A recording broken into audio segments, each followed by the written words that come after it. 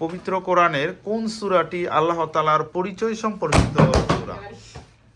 আল্লাহ তাআলার পরিচয় সম্পর্কিত সূরা বলা হয় কোনটিকে? সূরা ইখলাস।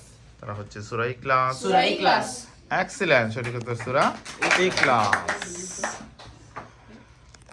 পরবর্তী প্রশ্ন, কোন নবীর নাম কোরআনে সবচেয়ে বেশি বার এসেছে?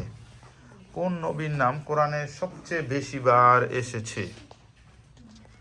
কোন নবীর নাম? মুহাম্মদ সাল্লাল্লাহু আলাইহি ওয়াসাল্লাম। তারা হচ্ছে হযরত মুহাম্মদ সাল্লাল্লাহু আলাইহি সাল্লাম। কোন নবীর নাম কোরআনে সবচেয়ে বেশি বার এসেছে? ইব্রাহিম আলাইহিস সালাম। সরি, আবার সুযোগ দিচ্ছি যেহেতু কোনটি মিলি হয় না। কোন নবীর নাম কোরআনে সবচেয়ে বেশি বার এসেছে? এটা দেখো না একবার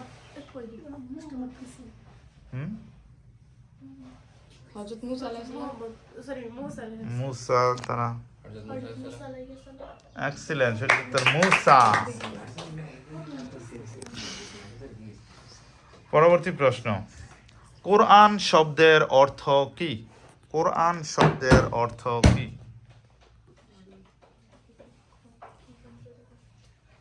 কোরআন শব্দের অর্থ কি? 3, 2, বাণী। তারা গাবি। বাকারা শব্দের অর্থ গাবি। কোরআন শব্দের অর্থ হচ্ছে পঠিত। পঠিত। সূরা বাকারার আয়াত সংখ্যা কত?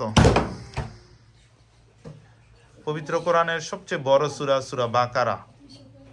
সূরা বাকারার আয়াত সংখ্যা কত?